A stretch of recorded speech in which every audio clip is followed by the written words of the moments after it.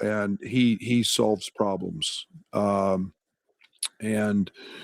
we put him on Cooper Flag last year, and he did a really good job. But to have a player that strong, that athletic, that committed, that dedicated, fighting him, which he did, to a guy who gives up size and probably just as physical as any player in the league. And then when little guard got going, when Reed got going, we switch him on Reed. And it's just nice to have a guy that versatile. He solves a lot of problems for us. And then you look down and he's playing 37 minutes because of back issue with Keaton. He's playing, he's driving the ball to the basket. He's getting fouled. He's, assisting. Yeah, I mean, I tip my hat to him because he's playing at an extremely high level and doing it on both ends. Looking for Big Ten road wins on January 14th. I need for this team. Means we won this one. I hope it's continuing to gain confidence. We'll get on the bus and we'll start worrying about the next one. And I think it's just trying to keep pace, and especially when you've let one go at home. But I'm proud of this team. I'm really pleased with the last two at Iowa and here. Just we had a lot of stuff go wrong. The hook and hold, turns into a big 5-point play. Post stood up, got teed.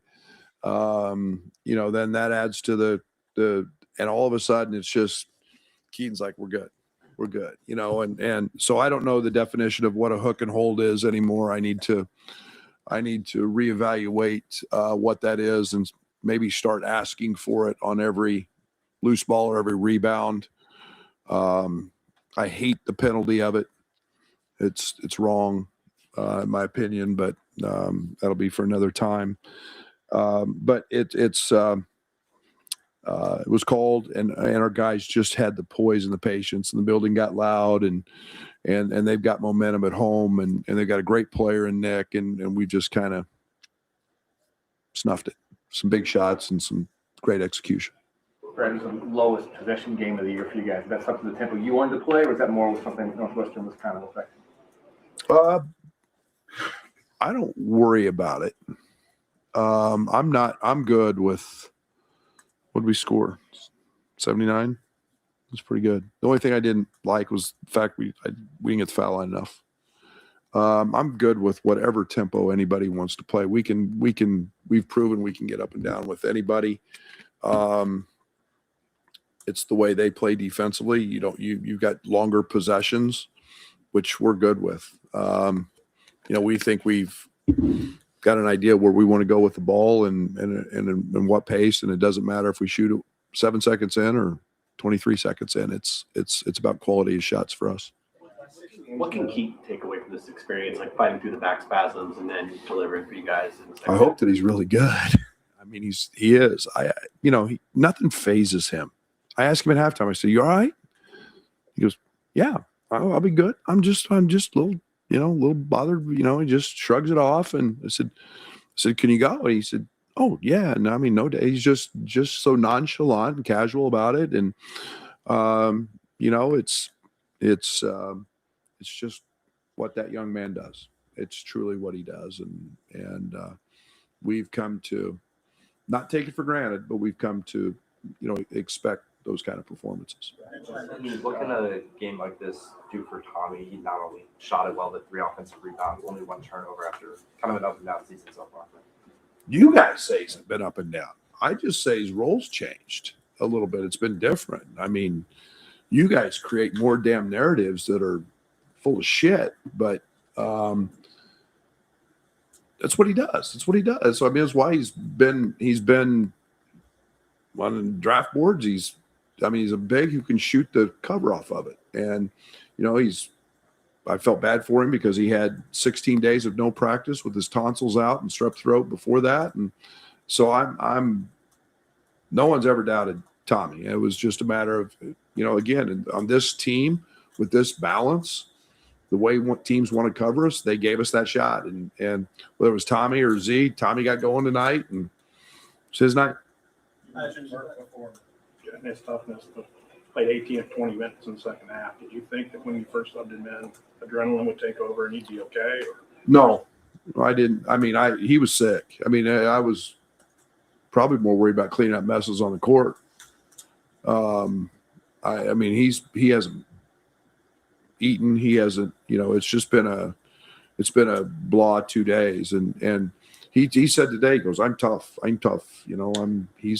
That's him. That's who he is. And he didn't feel very good before the game. He didn't feel very good going through warm-ups, and an IV helped that. And he came back out to the bench and said, I'm good to go, play me.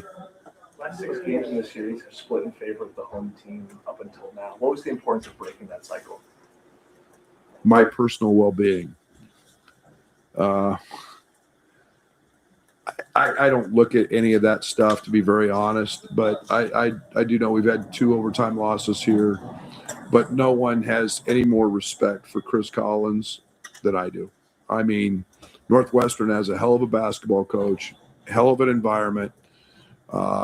They play gritty. They're never going to quit. They're never going to lay down. And it's what you would expect when 2 good teams get together, to be very honest with you, that both kind of play and are gritty. And, you don't win as much as Chris has done as a young player and then as a college player. And now what he's done in his career, you don't win without having some grit and some backbone. And that's what you're getting when you face his team. We'll have Martinelli. He played him a lot. But his crop, there's Singleton, there's other players that seem very young. What was your first impression of this younger Northwestern team? Yeah, I like him. I mean, I like them. They're good. And I think they're a little different than maybe what they've been when they've just had, 7 foot, 265 pound guy. And they're just, Chris's last few teams have been old. And I mean, you lose Ty Berry and you lose Brooks and you go right on down the list the years before. I mean, they've gotten old, and that's very, very hard to stay old. But this team isn't going anywhere. This team's going to be pain in the rear end to deal with for the next few years because they'll get older. Keaton seems like he's spending a lot more time on ball now than he was earlier in the season, especially when the last time I saw you live against Alabama.